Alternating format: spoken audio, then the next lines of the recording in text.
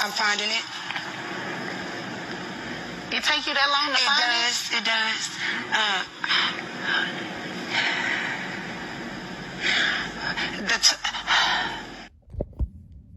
Jewish point of view, where we don't believe in the divinity of Christ. I think that there you can make an argument that the Gospels, which were written... He was just a prophet. No. We don't even believe he was a prophet. What do you think he was? What do you guys think he was? What do I think he was historically? I think he was a Jew who tried to lead a revolt against the Romans and got killed for his trouble. Just like a lot of other Jews at that time who were crucified for trying to lead revolts against the Roman and got killed for their trouble. So he became legend in story, and it became a bigger and bigger deal as time went on. Yeah, he had a group of followers, and then that gradually grew, and then... Do you think he was resurrected? No, that's not a Jewish belief. Okay, I just want to check. Yeah, no, we're not into we're not into miracle stories. No, that's not. No. You don't have any miracles? No, not by Jesus. Right? No? They're ones in the Old Testament. Ones? Yeah, you've got Moses splitting the sea and all that. What do you think happened there? What do I think happened there? Yeah. Well, I'll go with the Maimonidean explanation that there was it says in the Bible there was a strong east wind. So there's a naturalistic explanation for a physical phenomenon. Report from Israel today, where officials are taking seriously a recent upsurge in spitting and hitting attacks on clergy and the vandalism of Christian sites. Christians in Jerusalem's Old City say they've been repeatedly assaulted. So how are Christian leaders responding? CBN's Julie Stahl brings us the story from Jerusalem. The situation led Israeli President Isaac Herzog and Police Commissioner Yaakov Shabtai to meet leaders of the Orthodox and Catholic churches of the Holy Land. In recent months, we've seen very serious phenomena towards the Christian denominations in the Holy Land.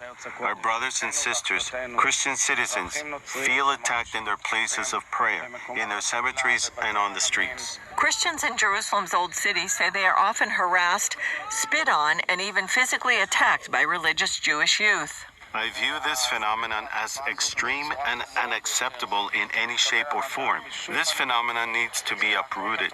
Earlier incidents include the desecration of a Protestant cemetery on Mount Zion, an attack on international Christians during a day of prayer for Jerusalem, and harassment at a Messianic concert in Jerusalem.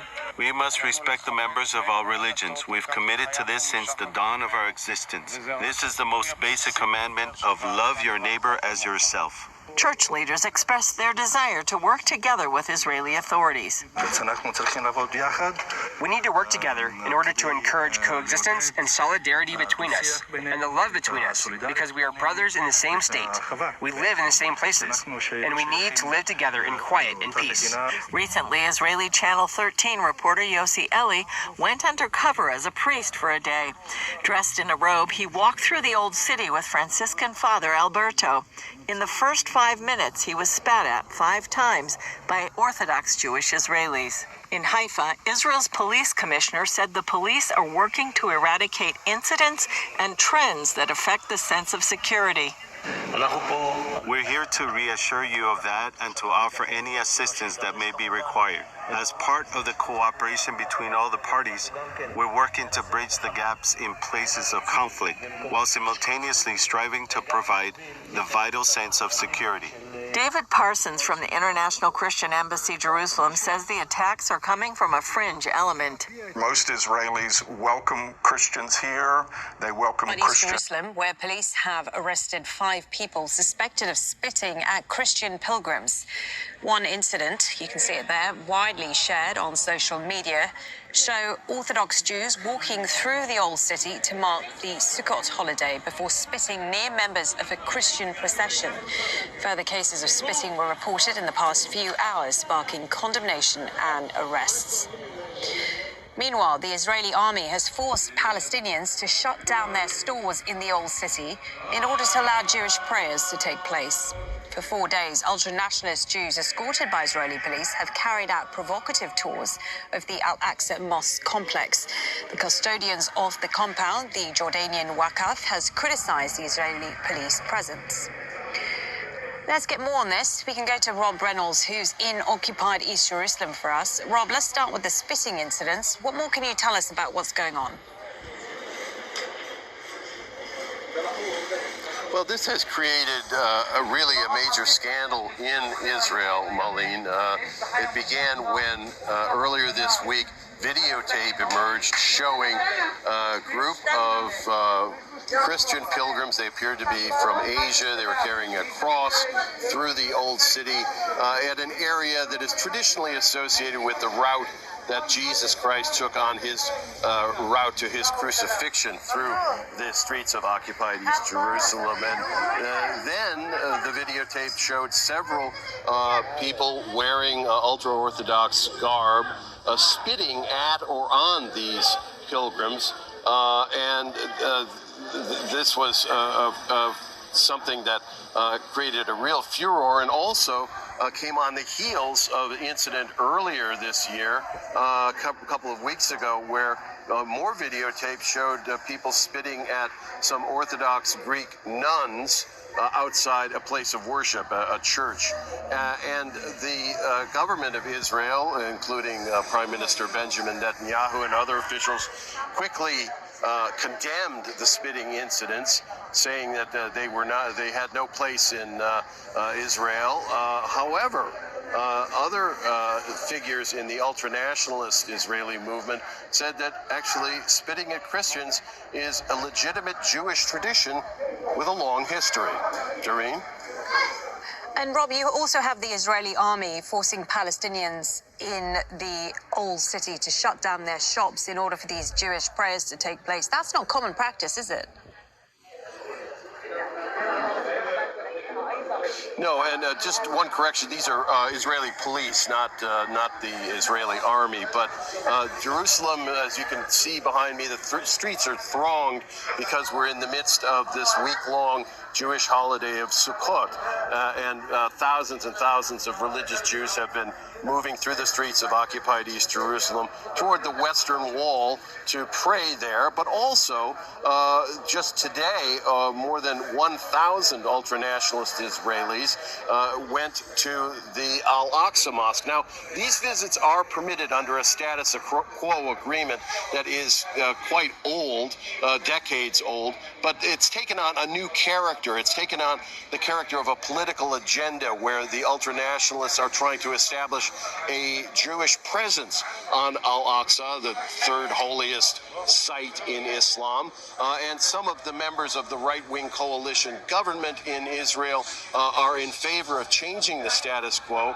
to allow prayers to take place there, Jewish prayers, which currently are forbidden. And when ultra-nationalists or settlers try to pray on the site, they're usually, not always, but usually swiftly removed by the Israeli police. Now, the incident you're referring to took place in an area that's very close to the entrance to that area where people sort of staged in order to make their visits to Al-Aqsa. And in that area, the Israeli police said to shopkeepers, you should keep your shops closed in the early morning because ultra-Orthodox Jews are going to hold prayer services in this area. Important to note that this is not actually on the Al-Aqsa complex itself, but close to it. So the shopkeepers did comply. The stores were kept closed, but it's another sign of how things can get extremely tense at times here. Maureen? Thank you for that, Rob Reynolds, there for us in occupied East Jerusalem. Thank you.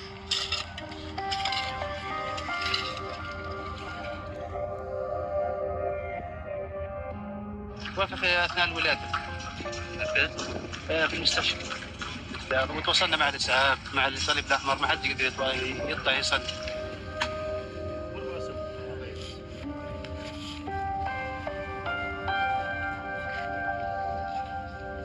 ما فيش متوفر مقابر، يعني فيش المقابر اللي هنا في الشوارع بس بندفن قدام.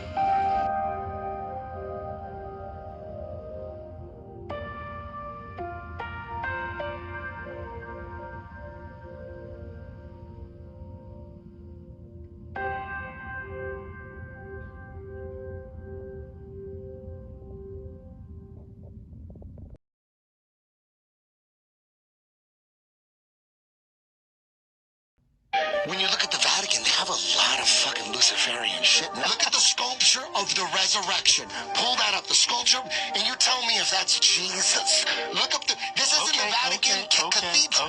This is their main church. That's supposed to be Jesus right there?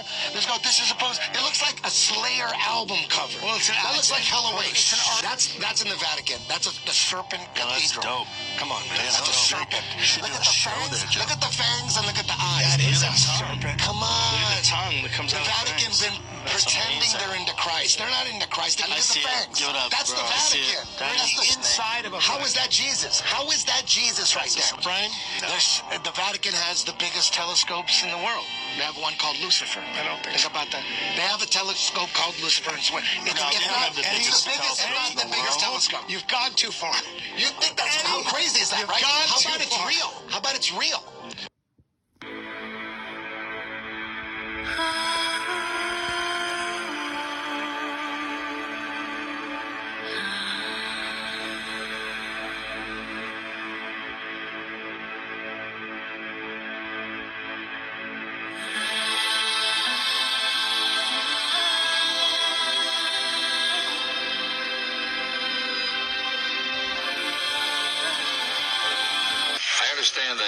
What are you doing?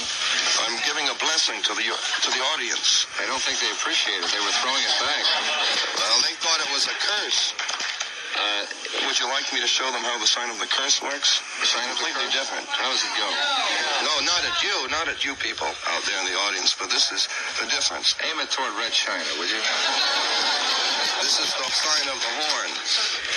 A curse sign, the two fingers extended. This way, spread apart for sort of shotgun blast. So this is a hex, a curse that they're casting upon people. We see it all throughout what they call Satanism. In rock and roll, there's a lot of lies about it. They try to say it's for protection. And this is totally the biggest problem that I see at rock and roll and metal shows. For sure, I've done it. I had no clue. This shit is not a joke. You know, it was created by a certain rock and roll star, which is not true. It's been around since ancient times, and it's all about casting a hex, putting a curse on the people, right? And you see how she has her thumb over the two fingers there? That's very important right there, just like Rihanna's doing here, because there's different hand symbols. This is more of the hidden hand of Freemasonry that they're doing. And we also have sign language. If the thumb is out, that's the sign language for I love you. If the thumb is in, these are the devil horns gesture, the casting of the spell, the curse. So you got to pay attention because symbols rule the worlds, not the laws of man. Confucius told us this. And when you pay attention to the symbols, then you can see one's allegiance, who they're really paying homage to, right? Which there's a big misconception there as well. People think that they're worshiping Satan in this character named Lucifer when it's so much deeper than that, guys, and so much darker. They're definitely worshiping some demonic energy and some dark energy, but it's not the devil as we've come to know it. The elites are part of a Saturn death cult. They worship Saturn. I know some of you are like, Tommy, I don't even believe in planets. I believe in flat earth. Well, think of Saturn as a sigil. They're charging it with energy, right? It doesn't matter if it's real or not. To them, it is real. They're putting energy into it. So what we know as Satanism is really Saturn. And all three of the Abrahamic religions have been infiltrated with this Saturn energy and literally built on this Saturn energy. And I love all religions out there. I have respect for everyone's religion, but it all ties back to Saturn. So sometimes it's hard to hear the truth and learn the real information. You have to ask yourself, am I ready to actually hear what the real truth is? Or do I want to stay in my echo chamber and only hear what I've been programmed to believe? So they say there's this hexagram storm on the northern pole, and then there's this all-seeing eye whirlpool storm on the southern pole of Saturn. Which Saturn, I believe, here's my perspective on it, guys. I think it's a dimension. And I also think it's putting off some frequency that is being amplified by whatever the moon is up there, and that's sending a signal down here to Earth. It's kind of like the Saturn moon matrix, right? It's sending out some type of a frequency. The ancients knew about it, and I also believe they're using CERN to open up a portal to Saturn. Why we see Shiva in front of CERN, and they're opening the dimension of what we've come to know as the Watchers or the fallen angels. Now, Saturnalia, this is the worship of Christmas. Saturnalia starts December 17th, which is also the false prophet's birthday, the Pope George Mario Bergoglio. And the Romans worshipped him as the father of time, right? Saturn. The Greeks, Kronos. He would eat all of his children. But it all ties back to the same entity that they're worshiping. Even Pan, the pagan Pan, it's still Saturn, guys. It's all Saturn. So when you see this cube symbolism over and over again in movies, in culture, in logos, just know that is all tied to Saturn. You'll see the cube and the 8. The 8 is a representation of Saturn as well, represents the 8 points of time and space. We see this black cube all throughout the world, every country. You know, in Islam, I've told you before, they walk counterclockwise around a hypercube. In Judaism, they wrap it around the crown chakra. The 9/11 memorial, you literally have the 2 cubes. We just had someone jump into that, right? And we've seen demons in the smoke of 9/11, which makes sense because they're working with demonic energy. So if you go back and look at the pictures from 9/11, you'll literally see some type of demonic energy up in the smoke. And shout out to Islam and shout out to Judaism and Christianity. We love all you guys. I'm just telling you the truth. This is the facts. This is what they really worship. Saturn is allegedly the 6th planet from the sun, right? Drake calls himself the 6th god. It all comes back to Saturn. Check this video out, guys. This guy does a pretty good breakdown on what it really is. Check it out. We found the worship of all 3 of these things in modern day religion. In the Bible, we have Jesus the Son, God the Son.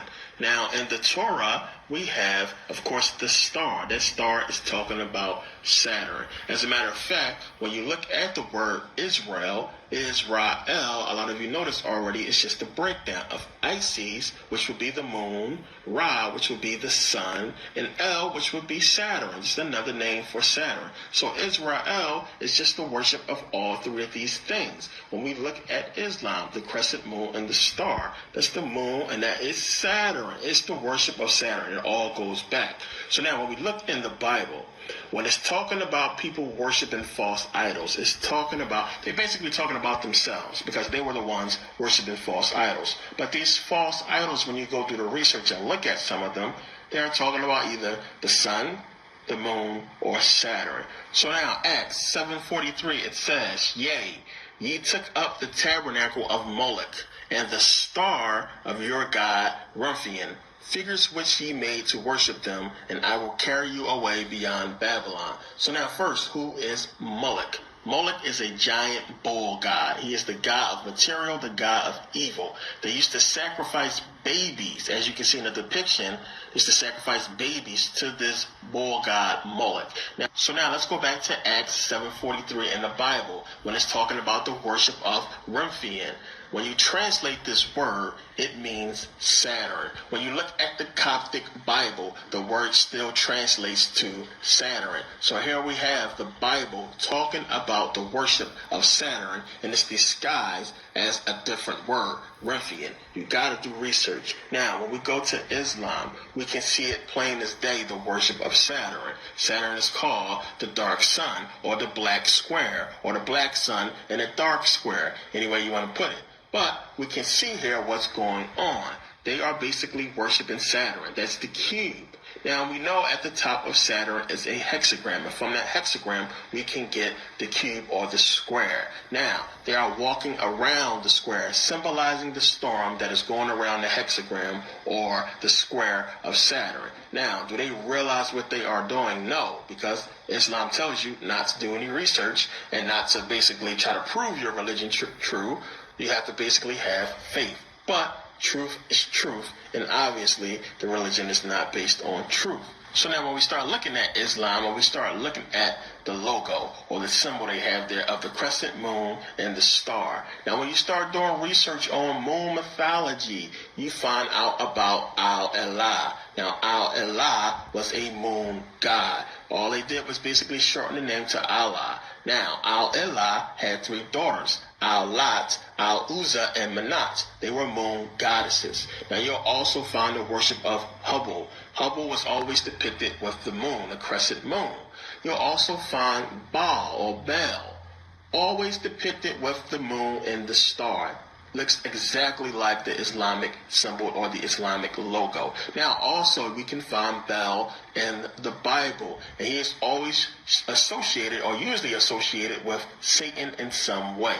So now when we start looking at these symbolism, when we start seeing the crescent moon and the star, we can find it so many places, so many civilizations way back in ancient times worshipped and used this logo, the crescent moon and the star. Now, a lot of Muslims will look at this and they'll say, well, they just worship the same God or worship Allah, but by different names. But they don't realize that this was the worship of the moon. It had nothing to do with Islam and their religion. It was the worship of the moon. So now when we look at Judaism, when we go and we start researching the Old Testament, when we start looking at these characters, they all resemble Greek mythological figures. When we look at Eve, we have Pandora. When we look at the whole Noah's Ark story, we have Deucalion and Pharaoh. When we look at Samson, we have Hercules. When we look at God or Jesus, we have Zeus. It's the same. It's all Greek mythology, and we know 1000 BCE, we're talking about Homer wrote about these things, 1000 BCE or further back,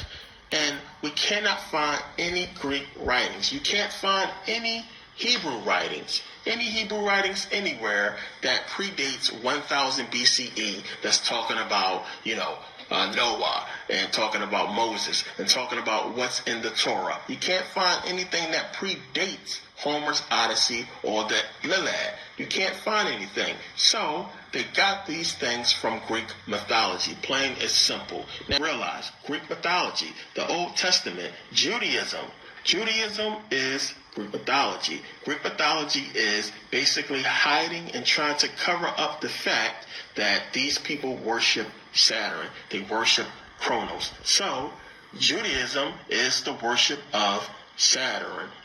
Christianity, the worship of Saturn. Islam, the worship of Saturn. Plain and simple. And what does Saturn correspond with? Satan. So you're talking about all 3 of these major modern religion is in essence worshiping Satan, worshiping Saturn. And my life was, I was going to demon church. I was being trained to be a warlock. I was being trained to know demons and principalities and spirits and territorial spirits. At the age of 8 years old to the age of 35, I was a witch for hire. I was a warlock for hire. I knew how to do witchcraft on people. I knew how to put diseases on people. I knew how to do witchcraft on people so they can lose their mind. All that stuff is going on in my world for 25 years. I mean, you know what the amazing thing was? The easiest people that was easy for me to target to do witchcraft on was the people that didn't believe that there was a devil. There was people that didn't believe in the supernatural. People that were too intellectual for them to believe that something can happen to them, because everything has to fit in a box. Right.